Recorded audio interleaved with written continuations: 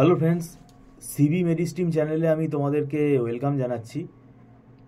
তোমরা MAKAUT university থেকে যারা বিসিএ পড়ছো এবং যারা এবারে 2025 সালে এবারে থার্ড সেমেস্টারে উঠলে, দেখো থার্ড সেমেস্টারে তোমাদের এর আগেও আমি বলেছি খুব ইম্পর্টেন্ট পেপার রয়েছে। তার মধ্যে পাইথন প্রোগ্রামিং, ডেটা স্ট্রাকচার, এই দুটো পেপার খুবই ইম্পর্টেন্ট এবং সিলেবাস অনেক বড়। এর সাথে সাইবার সিকিউরিটি আর একটা পেপার রয়েছে। এছাড়া আছে প্রিন্সিপাল অফ মার্কেটিং বলেও তোমাদের একটা পেপার আছে, হিউম্যান রাইটস অ্যান্ড লও পেপার আছে। কিন্তু আমরা সাইবার সিকিউরিটি, পাইথন প্রোগ্রামিং এবং ডেটা স্ট্রাকচার এই ক্লাসগুলো করাচ্ছি। আমি এর আগে থেকেও তোমাদেরকে অ্যালার্ট করেছিলাম যে সময় অনেক কম, তাই এটা তোমাদের ভাবনা চিন্তা করা উচিত।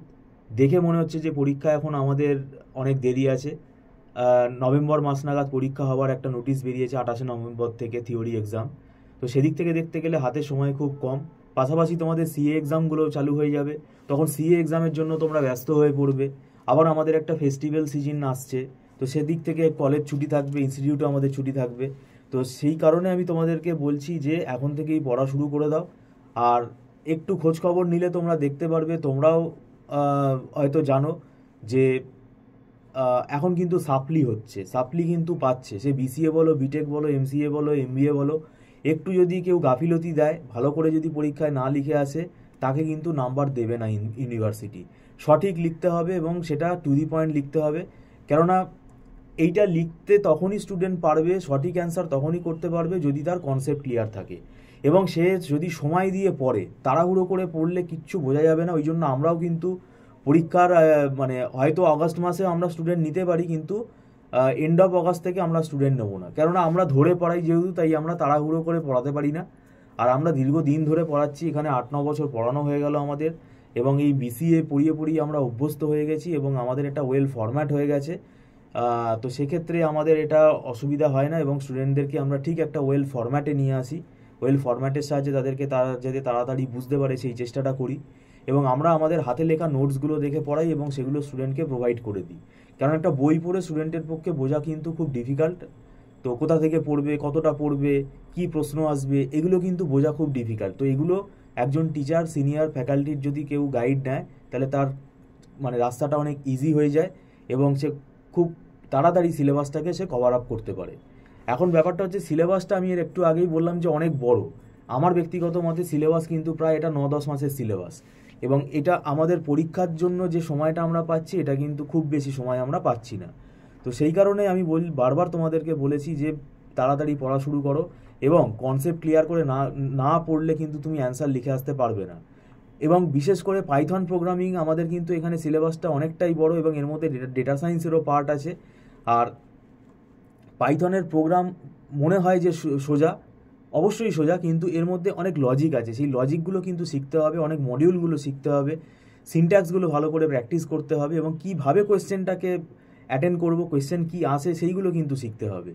আর আমাদের ডেটা স্ট্রাকচার যেটা আছে, ডেটা স্ট্রাকচার কিন্তু পুরোপুরি একটা প্রোগ্রাম, মানে সি দিয়ে প্রোগ্রাম আছে। কি প্রোগ্রাম না, ডেটা স্ট্রাকচারে ডেটা অর্গানাইজেশনের বিভিন্ন অ্যালগোরিদমগুলো আমাদের কিন্তু এখানে প্রোগ্রাম আছে এবং সেই প্রোগ্রামগুলো কিন্তু মানে একটু বড়ই হয়। প্রোগ্রামগুলো সত্যিকারেরই বড় এবং এই প্রোগ্রামগুলো কিন্তু মুখস্থ করে তুমি লিখে আসলে প্রবলেম হয়ে যাবে।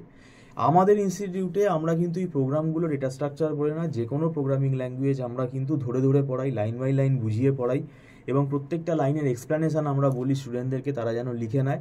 এবং কিছু কিছু প্রোগ্রাম আছে যেগুলো আমাদের নিজেদের নোটস থেকে আমরা পড়াই, যেগুলো বই দেখে পড়লে কিন্তু একটু ডিফিকাল্ট মনে হবে। আর সিলেবাসটা আমি আবারও বললাম, চ্যাপ্টার ওয়াইজ, মানে চ্যাপ্টারগুলো নিয়ে আমি পরে একটা ভিডিওতে আলোচনা করব। তো এখানে ঘাবড়াবার কিছু নেই, শুধু মনে রাখতে হবে যে কনসেপ্টটা ক্লিয়ার না হলে তুমি মুখস্থ করে কিছু লিখে আসতে পারবে না।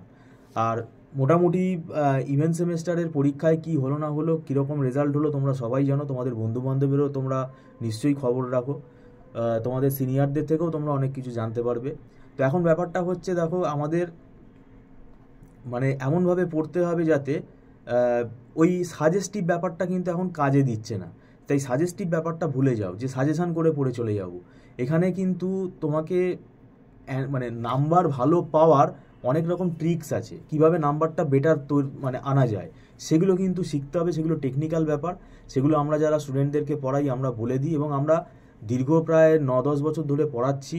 তো এই বিসিএ পড়িয়ে আমরা অভ্যস্ত হয়ে গেছি এবং সেক্ষেত্রে আমাদের একটা ওয়েল ফরম্যাট তৈরি হয়ে গেছে এবং সেটা আমাদের স্টুডেন্টদেরকে আমরা ফলো করে পড়াই এবং আমাদের নিজেদের হাতে লেখা নোটসগুলো খুব ইজিভাবে লেখা, যেটা স্টুডেন্টদেরকে বুঝতে সুবিধা হয়। তো এটাই বলার। আর মান্থলি ফিস সিস্টেমে ক্লাস হয় এবং অনলাইন ক্লাসে এখানে স্টুডেন্টরা অ্যাডভান্স পেমেন্ট করে জয়েন করে, আর এটা মাসে মাসে অ্যাডভান্স পেমেন্ট করতে হয় এবং এটা নট রিফান্ডেবল। আর একদম ছোট ছোট ব্যাচে ক্লাস হয় এবং স্টুডেন্টের কোনো অসুবিধাই হয় না। তারা যদি বুঝতে না পারে সঙ্গে সঙ্গে আমাদের সাথে তারা কন্ট্যাক্ট করে, মানে লাইভ আমরা তাদেরকে বুঝিয়ে দিই। রেকর্ডিংয়ের ব্যবস্থা আছে, সেটা কিন্তু টার্মস অ্যান্ড কন্ডিশনস আছে, সেটা আমরা ওভারফোন বলে দিই। আর আবারও একটাই কথা বলবো যে এই যে মানে ডেটা স্ট্রাকচার আর পাইথন প্রোগ্রামিং, দেখবে এটা কিন্তু মুখস্থ করে তুমি আর লিখে আসতে পারবে না। পরীক্ষার সময় দেখবে ডেটা স্ট্রাকচারের প্রায় 30-32টা অ্যালগোরিদম আছে যেগুলো আমাদেরকে করতেই হবে, যেগুলো পরীক্ষার জন্য ভীষণ ভাইটাল, ভীষণ ইম্পর্টেন্ট। তো সেই জন্য আমি তোমাদেরকে বলছি তোমরা একটু সতর্ক হয়ে যাও। মানে কোনো না কোনো টিচারের তোমরা গাইডেন্স নাও, আমাদের কাছেই যে আসতে হবে তার কোনো মানে নেই। আর যদি তোমরা আমাদের এখানে টিউশন নিতে আগ্রহী থাকো, আমি বলবো দেখো খুব বেশি দেরি করো না। দেরি করে আসলে কারোরই লাভ হবে না, আমাদেরও লাভ হবে না, স্টুডেন্টদেরও লাভ হবে না। তো যাই হোক, ভিডিওটা সম্পূর্ণ দেখার জন্য তোমাদেরকে আমি ধন্যবাদ জানাচ্ছি। Thank you so much.